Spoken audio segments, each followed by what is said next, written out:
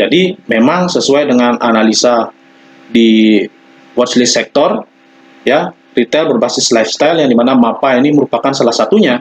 Halo sobat Profit Shooter, apa kabar kalian? Semoga sehat selalu. Kembali lagi bersama saya di sini, Made Rupiah Andika, SSI, Magister Manajemen, dalam channel kesayangan kita semua, Profit Shooter.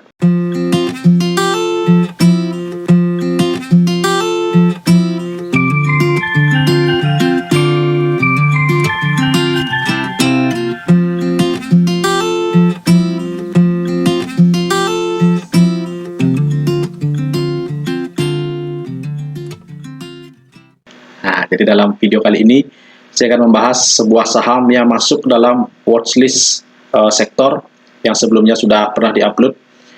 Jadi kali ini akan membahas saham yang bergerak di bidang retail berbasis lifestyle. Nah, jadi saham apa itu?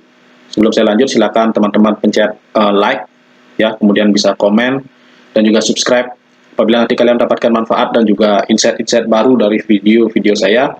Dan jangan lupa share sebanyak-banyaknya video ini kepada teman, kerabat, dan juga saudara yang membutuhkan video edukasi tentang investasi dan juga trading. Oke, stay tune terus.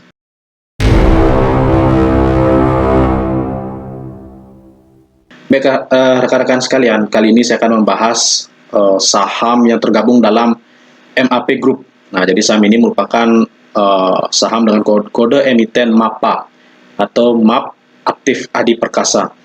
Nah, jadi MAPA ini dia termasuk ke dalam retail sport dan juga leisure.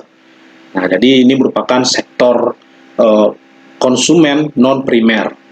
Nah, jadi dia merupakan induk dari sport station, kemudian ada kids station, ya, kemudian ada Domino's Pizza juga untuk makanannya, dan menaungi banyak sekali brand-brand kelas dunia, ya, yang diperjualbelikan di dalam toko retail mereka, ya. Seperti yang kita tahu, di setiap mall sekarang ada toko-toko seperti yang tadi sudah disebutkan, Sport Station, kemudian Kids Station, dan lain sebagainya. Itu Sport Station sendiri menjual produk-produk seperti Nike, kemudian ada Adidas dan lain sebagainya, dan juga dia menjual alas kaki, ya, yang nuansanya santai, tetapi mereknya kelas dunia seperti Birkenstock dan lain sebagainya juga.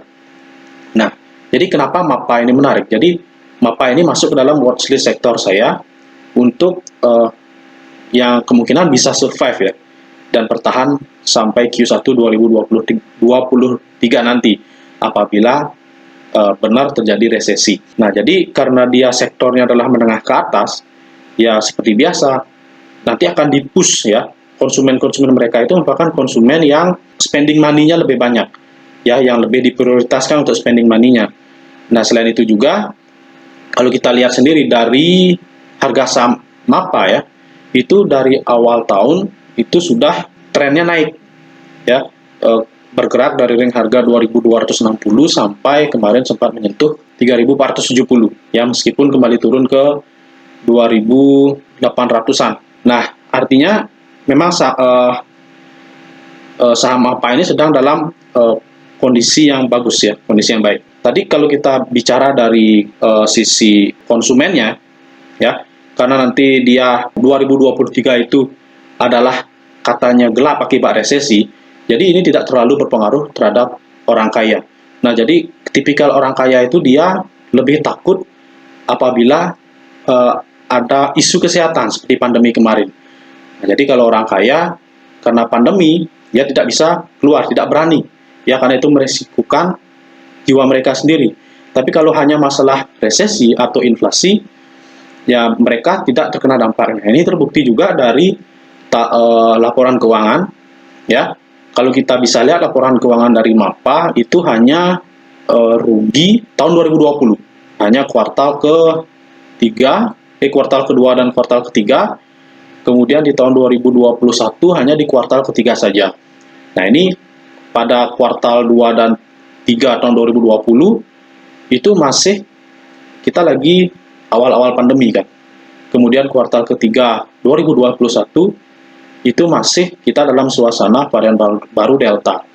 Nah, jadi konsumen mereka yang merupakan kalangan menengah ke atas itu tidak bisa berbelanja jadinya, ya. Walaupun ada saat ini online, tetapi kalau ini masalah tentang pakaian atau tentang sportswear apalagi ya, ya, jadi kan mereka harus mencoba secara langsung orang kaya ini, karena dengan mereka berbelanja langsung, mereka bisa benar-benar tahu produknya, dan yang paling penting adalah gengsinya dapat, ya, dengan menenteng tas belanjaan itu. Nah, jadi hanya pandemi yang bisa menghambat penjualan dari MAPA. Kalau kita lihat dari kebiasaan orang kaya berbelanja. Nah, hal ini juga di mana tahun 2022 sudah reda pandemi kan. Nah, jadi dia MAPA akhirnya bisa mencetak laba bersih sampai first half 2022 sudah mencetak laba sekitar 400-an miliar. Kedepannya kemungkinan akan berlanjut lagi, ya, karena seperti yang kita ketahui saat ini pandemi COVID sudah kelihatannya mulai berangsur-angsur membaik. Nah, kemudian ada juga berita terbaru bahwa ini di bulan Juli ya, bahwa MAPA itu tidak membagikan dividen, ya, tidak hanya MAPA tetapi induknya juga MAPI dan sebagian dan MAPB atau MAPB tidak membagikan dividen juga dengan alasan untuk melakukan ekspansi. Nah, dengan rencana tidak membagikan dividen ini tentunya menjadi kabar baik juga buat kita, bahwa setidaknya mereka bersiap ya untuk apa yang akan terjadi di tahun 2023. Jadi memang sesuai dengan analisa di watchlist sektor, ya, retail berbasis lifestyle yang dimana MAPA ini merupakan salah satunya, itu berkemungkinan besar akan survive. Nah, jadi terlepas dari apakah resesi ini terjadi atau tidak, maka dari itu saya selalu mengimbau, saya selalu mengatakan bahwa kalau kita berbicara tentang resesi 2023, di mana itu kemungkinan terjadi atau tidak, jadinya kita hanya bisa mengantisipasi atau menganalisa sampai kuartal pertama 2023. Jadi saya selalu mengatakan sampai kuartal pertama, karena bisa saja nanti keadaan akan berubah. Nah, jadi kalau bisa saya berikan analogi ya, teman-teman, apakah kalian percaya resesi atau tidak? Nah, jadi analoginya seperti seseorang pedagang sayur, ya. Dia berjualan dari Jawa Timur ke Bali. Ya, jadi kan ada jembatan ya. Jembatan yang menghubungkan Jawa dengan Bali. Nah, kemudian pada saat dia akan berangkat, dia mendengar berita bahwa jembatan sedang rusak, jadi tidak bisa menyeberang. Apakah nanti terlepas dari berita tersebut benar atau tidak, jadi si penjual sayuran itu memiliki dua opsi.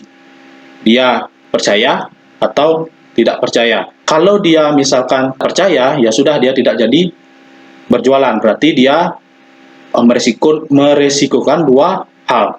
Yang pertama, peluang untuk berjualan. Yang kedua, barang dagangannya itu sendiri. Tetapi jika dia tidak percaya, berarti dia juga memiliki dua kemungkinan. Dia berani berspekulasi atau tidak. Nah, misalkan nih, kalau dia berani berspekulasi, ya, misalkan jembatan tersebut memang benar-benar sedang diperbaiki, dia berani berspekulasi. Dia langsung berangkat dari Jawa Timur, tempat dia saat ini, ke jembatan penyeberangan dengan catatan bahwa dia sudah memiliki barangnya. Dia sudah memiliki sayur yang dimana kalau sayur ini tidak jadi diantar, dia akan busuk. Nah, jadi berangkat atau tidak sama sekali. Nah, toh ujung-ujungnya juga sayurnya juga pasti akan busuk kan. Nah, itu bagi orang yang berani berspekulasi. Nah, jadi apabila nanti ternyata setelah sampai di jembatan, ternyata jembatan sudah selesai diperbaiki, ternyata hanya kerusakannya hanya minor. Nah, berarti orang yang berani berspekulasi ini akan tiba di Bali lebih dahulu. Jadi dialah yang menuai untung lebih dulu, tetapi dengan catatan high risk, high reward. Ya, dia berani spekulasi karena agar bisa mendapatkan reward yang besar juga. Jadi dia berani meresikukan, artinya bet pada resiko yang tinggi untuk mendapatkan reward yang tinggi. Nah, ini juga berlaku bagi kita yang akan dihadapi dengan ancaman resesi. Terlepas dari resesi ini terjadi atau tidak, kita memiliki dua keyakinan, kita percaya atau kita tidak. Jika kita tidak percaya, silakan teman-teman lakukan apa yang harus teman-teman lakukan, entah jual semua sahamnya, entah wait and see. Tapi kalau teman-teman percaya dengan adanya resesi, teman-teman bisa melakukan dua hal juga, berani berspekulasi atau tidak. Nah, semoga dengan penjelasan dari MAPA dan juga dari analogi tentang spekulasi ini, ya teman-teman bisa mendapatkan manfaat dan juga teman-teman bisa mendapatkan gambaran yang jelas. Tetapi sekali lagi saya tekankan di sini bahwa semua penjelasan tentang saham bukan bermaksud untuk melakukan ajakan penjualan ataupun pembelian ya dari saham yang tadi sudah disebutkan. Jadi disclaimer on. Oke, semoga video kali ini bisa bermanfaat. Semoga teman-teman mendapatkan wawasan baru. Silakan teman-teman nyalakan lonceng dan bel agar bisa menjadi yang pertama untuk mendapatkan update-update terbaru dan juga info-info menarik seputar dunia saham. Saya Madi Dupiandika, SSI Magister Manajemen. Mohon undur diri. See you in the next video. Bye-bye.